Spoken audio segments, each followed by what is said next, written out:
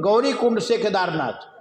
हाँ, उस समय हमारी अवस्था 16 वर्ष की थी, मूछ दाढ़ी नहीं थी।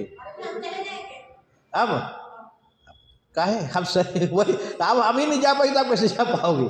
तब उस अवस्था हम गंगोत्री का गोमुख गए, जहाँ से गंगा जी निकली हैं। तो आप कहने का मतलब हमारा ये है कि एक नाथ जी गंगोत्री से जल लेकर के चले, कहाँ? रामेश्वरम जल चढ़ाने के लिए। देखो, रामेश्वरम में जो जल चढ़ाता है तब उसको सायुज्य मुक्ति मिलती है। जो गंगा जल आन चढ़ाई, सो सायुज्य मुक्ति नर पाई, है ना? है क्या?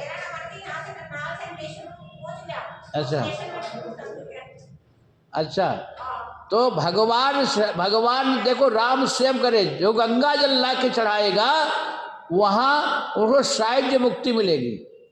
देखो, और जगह ज्योतिर्लिंग में तो कहीं से जल चढ़ा दो, लेकिन रामेश्वरम में जो है तो गंगा जल चढ़ता है, और वहाँ का पुजारी चढ़ाएगा, आप जाके नहीं चढ़ाओगे, और लोगों को इकट्ठा करके जो आपको दिखाएगा कि आपका जल चढ़ रहा है। तो रामेश्वरम में जल चढ़ाते हैं। तो एक नाथ जी गंगोत्री से जल लेकर के चले, और बस रामेश्वरम पहुंचने में 1 किलोमीटर बचे। उसी समय गर्मी का सीजन था, तो एक गधा बेचारा गर्मी से और प्यास से तड़प रहा है, धूप भी लग रहा है और प्यास से तड़प रहा।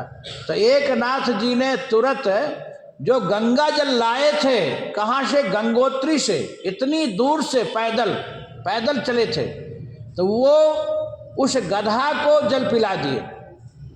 गधा में रामेश्वरम भगवान दर्शन कर लिए वो, और रामेश्वरम भगवान में जल चढ़ गए गधा में। अब बताओ, और हम लोग पूजा के लिए पानी लेकर के चले, गधा जी छू दे तो हम लोग कितना, अरे गधा मेरा जल छू दिया, अरे उसको गधा को लगता कितना मारे, अपने को कितना वो करे। लेकिन एक नाथ जी को गधा में भगवान दर्शन दे दिए। अब बताओ, नामदेव जी के कुत्ते में भगवान दर्शन दे दिए। तो इसी को समदर्शी कहा गया है। ऐसा भक्त भगवान का बहुत प्रिय है, और ऐसे भक्त जो है तो अपना यश नहीं सुनना चाहता, भगवान का यश सुनता है।